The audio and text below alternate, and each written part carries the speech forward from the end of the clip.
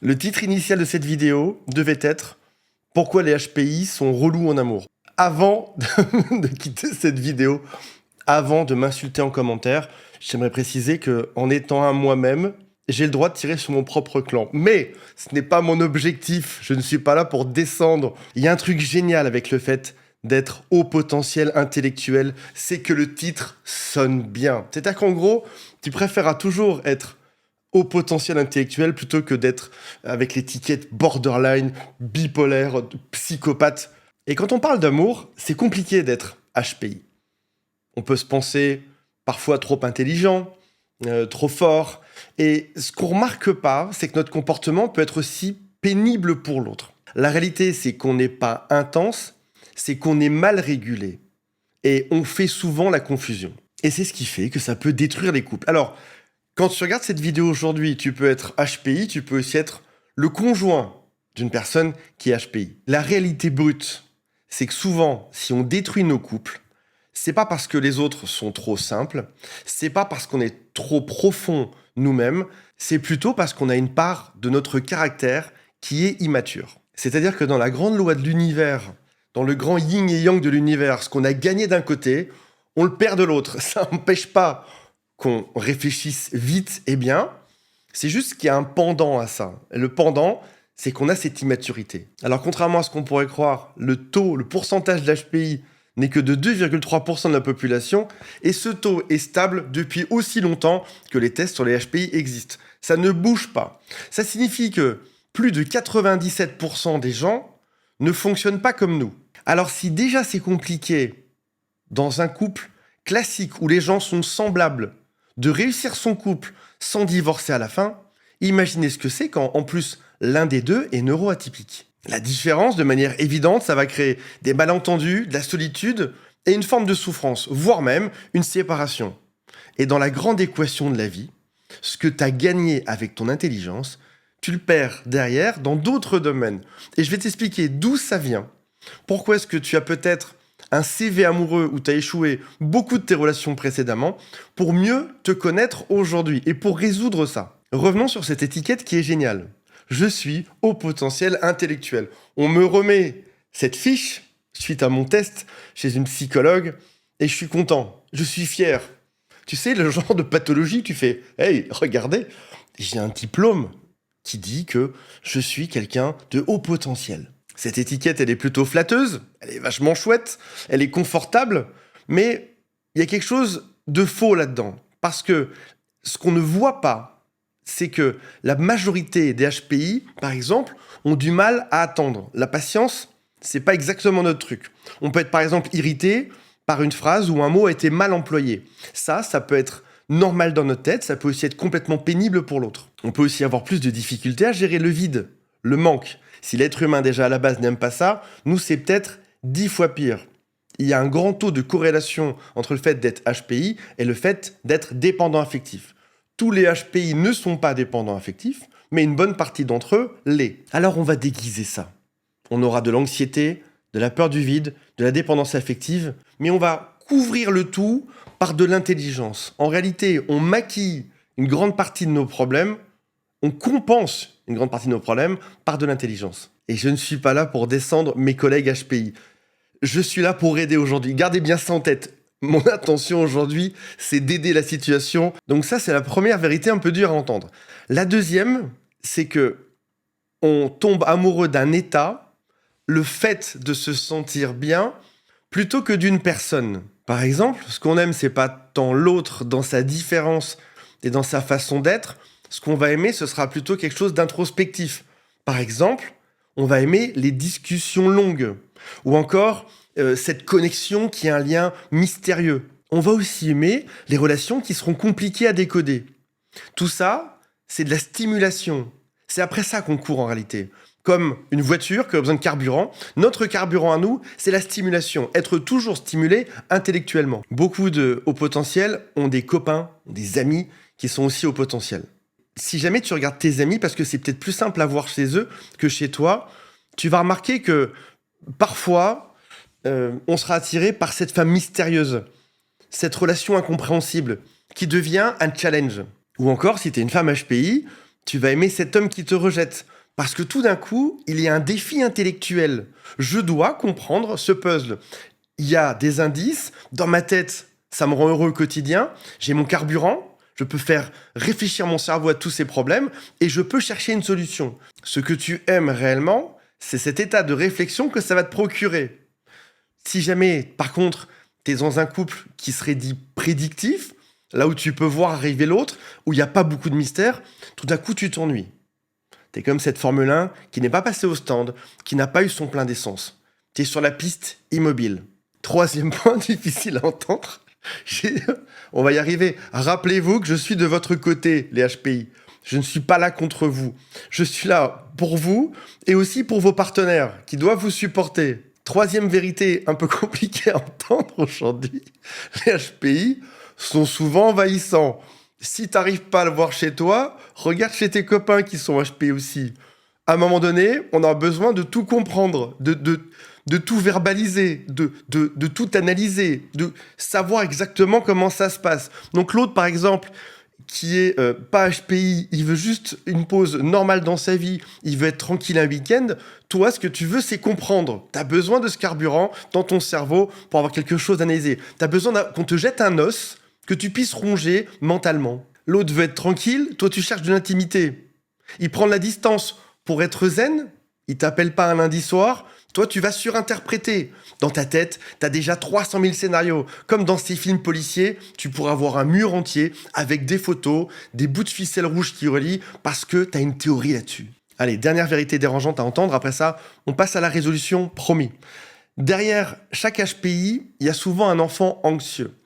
On pourrait penser, comme dans beaucoup de spécificités du cerveau, que le HPI a été créé. C'est-à-dire qu'en gros, l'enfant n'était pas par défaut et que c'est son environnement, quand il a grandi, qui a fait de lui un HPI. Il y avait notamment des théories il y a quelques années de ça qui disaient que c'est parce que l'enfant devait vite comprendre des choses dans son environnement, devait vite savoir si son père était fâché ou pas, si sa mère l'abandonnait, que son cerveau a tourné plus vite et que du coup, il serait devenu HPI. En réalité, c'est pas le cas. Aujourd'hui, on le sait. C'est juste que c'est une spécificité neurologique.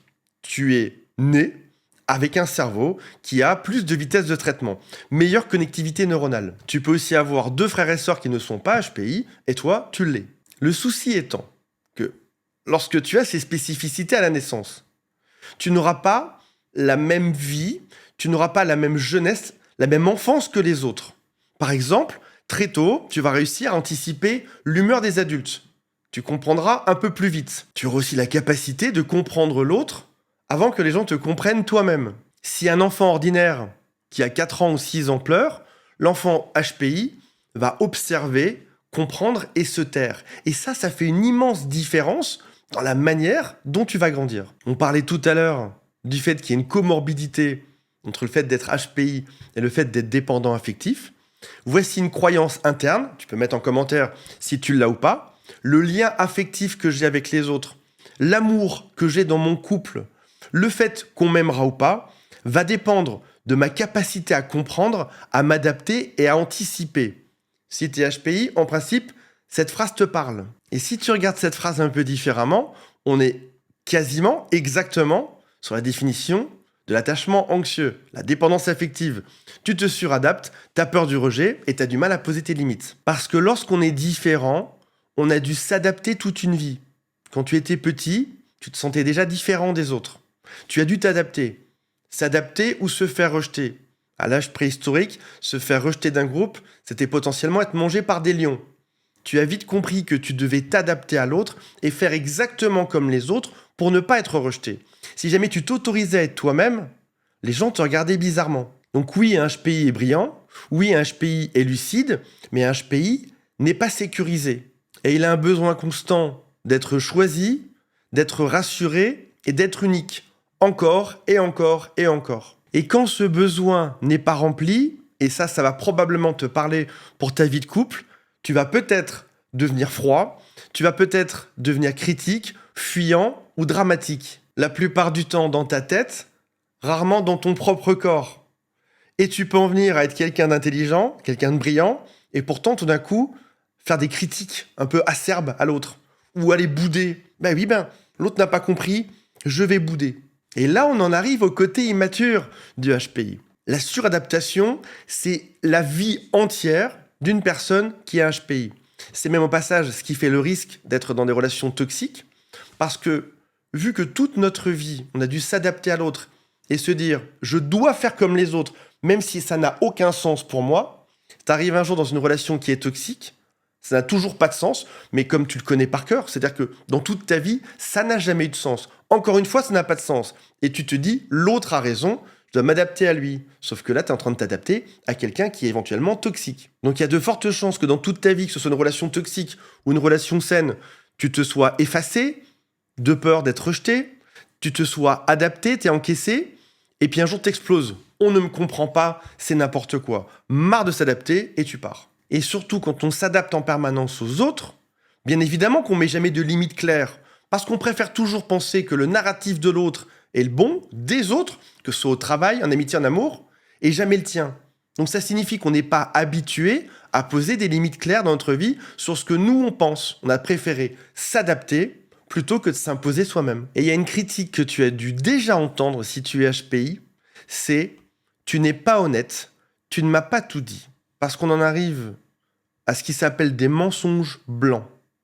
En gros, c'est je vais taire la réalité dans des petits mensonges qui n'ont pas d'impact au quotidien, plutôt que de dire ce que je pense vraiment ou ce qui s'est réellement passé, de manière à m'adapter, à me suradapter à l'autre et à ne pas être rejeté.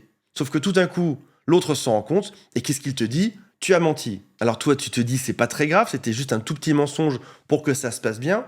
T'as même du mal à l'entendre, cette critique. Pourquoi est-ce qu'on me reproche de mentir alors que je fais juste à l'être humain ce qu'il me demande de faire? Le premier vrai travail à faire quand on est HPI, c'est d'arriver à réguler ses émotions.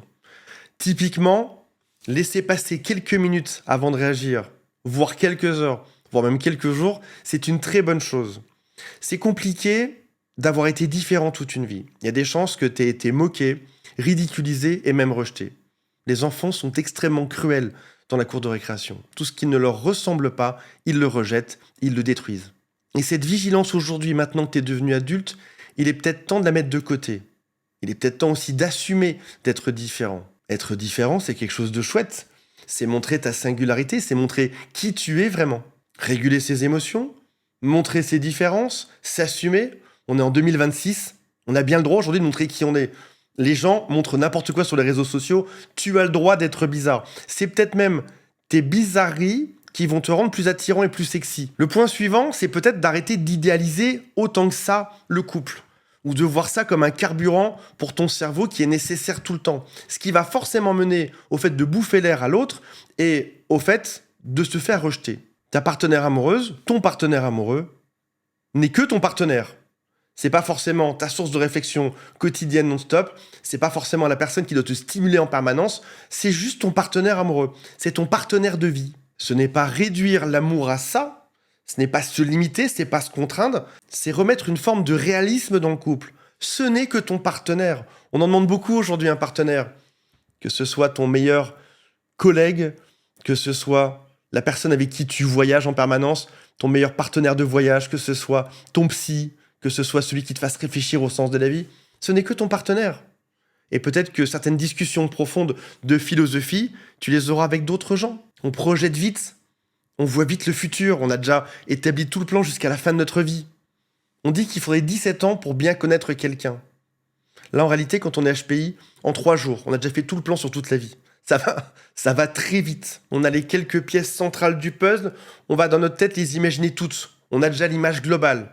Et puis en fait, non, le partenaire nous déçoit, il n'est pas à la hauteur. Il nous stimule pas suffisamment. Et là, du coup, on est agacé, on devient aigre. Personne sur Terre ne peut te stimuler en permanence. Ça va être toi de faire ce travail. T'as besoin d'être toujours nourri intellectuellement? Reprends tes études. Même si t'as 50 ans, même si t'as 60 ans. Lis des livres. Rencontre des gens. Il est important pour qu'un HPI soit heureux en couple qu'il arrête de mettre la pression à son partenaire. On a aussi ce perfectionnisme exigeant. Faut que ce soit le bon mot précisément. Si c'est pas le bon mot, la phrase ne veut rien dire. On est perfectionniste avec nous et avec l'autre. Il est peut-être temps de respirer aujourd'hui, de souffler, de revenir dans la réalité. Je suis persuadé d'une chose. En se connaissant, en connaissant son véhicule. Notre véhicule, c'est notre corps, notre cerveau. On est autre chose que notre corps. On est la conscience qui est derrière ça. On a conscience d'être qui on est. On a conscience d'avoir des pensées. On a conscience d'avoir des émotions. Connais bien ton véhicule. Mon véhicule va vite. Mon véhicule est une Formule 1. Je sais comment il fonctionne. Je suis conscient de ça. Je deviens conscient que je dois aussi ralentir, que je dois laisser la place à l'imperfection, que l'autre ne sera pas exactement comme moi ou comme je le souhaite. Et comprends bien que mon objectif, c'est pas de minimiser tes attentes en amour. C'est pas non plus de rendre ça, comment on pourrait dire, fade, que ce soit juste la personne qui m'accompagne et j'en attends rien. Au contraire, je pense que tu peux attendre tout un tas de choses de ton partenaire. Mais si tu arrêtes de le voir avec ton propre prisme HPI et que tu vois la personne géniale qui est à côté de toi et que tu ralentis, tu peux aussi observer ses imperfections. C'est ça qui nous rend plus humains. On peut même s'attacher à des imperfections. On peut trouver ça charmant. Même dans notre cas, considère bien que tu n'es pas non plus parfait, même si tu l'attends de toi-même. Le simple fait, accroche-toi bien, pour ceux qui sont arrivés jusqu'ici, le simple fait de vouloir que tout soit parfait dans ta vie te rend déjà imparfait. C'est déjà un défaut. Donc mes amis HPI, on se relaxe, on ralentit l'attachement, on arrête nos réflexions intellectuelles folles en couple, on va trouver des sources de stimulation ailleurs pour mettre moins de pression sur le couple. Chaque structure surchargée finira par céder. Il est temps d'enlever ce poids, cette masse dessus. Apprendre à s'ennuyer, c'est aussi un super défi pour un HPI. Ne pas être tout le temps efficace. Ne pas être tout le temps stimulé. Jusqu'à une forme de surstimulation qui fait que tu bosses tout le temps, que tu réfléchis tout le temps. Prendre le temps de se poser. Je prône l'ennui depuis quelques vidéos. On m'en parle beaucoup, même dans la rue quand on me croise. On me dit bravo, c'est vrai, il faut apprendre à s'ennuyer. Je pense que c'est la chose la plus saine sur Terre. Et si tu es HPI aujourd'hui, tu dois déjà être en train de mettre tout un tas de stratégies pour apprendre à s'ennuyer. Comment est-ce que je vais pouvoir résoudre cette nouvelle pièce du puzzle aujourd'hui ? Bosse sur ça, bosse sur le fait de ralentir. L'amour devrait apaiser ton corps. Il ne devrait pas être là pour t'exciter ou pour te surstimuler. Si jamais tu as besoin de conseils dans ton couple, que tu sois HPI ou compagnon de HPI, si jamais tu galères, il y a mon numéro de téléphone qui est juste sous cette vidéo. Et j'espère que cette vidéo vous aura inspiré. J'ai hâte de lire vos commentaires. Salut à tous, bye, je vous aime.